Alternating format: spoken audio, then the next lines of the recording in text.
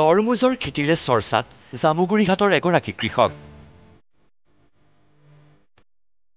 হালধীয়া সেউজীয়া তৰমুজেৰে ভৰি পৰিছে ২০ বিঘা ভূমি। জামুগুৰিঘাটৰ চামধৰা গাঁৱৰ শৰৎ বৰুৱাৰ কৃষি বিপ্লৱ। ব্যতিক্ৰমী খেতিৰে চৰ্চাত থকা এগৰাকী প্ৰগতিশীল যুৱ কৃষক জামুগুৰিঘাটৰ চামধৰা গাঁৱৰ শৰৎ বৰুৱা। বিগত বৰ্ষত ক'লা জিকা, ভেলেণ্টিনা, কেৰটিনা আদি গভীৰ খেতি কৰি চৰ্চাৰ কেন্দ্ৰবিন্দু হৈ পৰিছিল এই প্ৰগতিশীল কৃষকগৰাকী। আৰু এই বছৰ এইগৰাকী কৃষকে খেতি কৰি উলিয়াইছে বিভিন্ন প্ৰজাতিৰ তৰমুজ। কৃষক শৰৎ বৰুৱাৰ ২০ বিঘা মাটিত উপচি পৰিছে হালধীয়া, সেউজীয়া, ক'লা ৰঙৰ তৰমুজ। এতিয়ালৈকে প্ৰায় ১৫ টন তৰমুজ বিক্ৰী কৰিছে শৰৎ বৰুৱাই।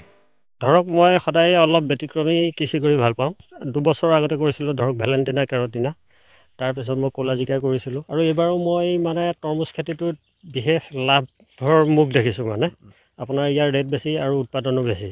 আৰু তৰমুজো দেখিছে মোৰ বিভিন্ন ৰঙৰ আছে, হালধীয়া আছে, সেউজীয়া আছে, মোৰ ৭ প্ৰকাৰমানৰ আছে। মই নগাঁৱলৈ দিছোঁ ইতিমধ্যে, ১৫ টনমান দিয়া হৈছে ইতিমধ্যে। যুৱ প্ৰগতিশীল কৃষক শৰৎ বৰুৱা এতিয়া বহুতৰে বাবে হৈ পৰিছে আদৰ্শ। খেতিত মনোনিৱেশ কৰি স্বাৱলম্বী হ'বলৈ যুৱ প্ৰজন্মকো আহ্বান কৃষকগৰাকীৰ। সকলো ওলাই আহিব লাগে। নিজৰ মাটি নাথাকিলেও কাৰোবাৰ লিজত লৈ হ'লেও চন পৰি থকা মাটিত কৃষি কৰিব লাগে। পথাৰ আমাৰ, বজাৰ আমাৰ, সেইটো হাতে কামে কৰিলেহে হ'ব। এনে শ্লোগান আওৰাই থাকি লাভ নাই। জামুগুৰিঘাটৰ পৰা হিৰণ্য বৰা, নিউজ লাইভ।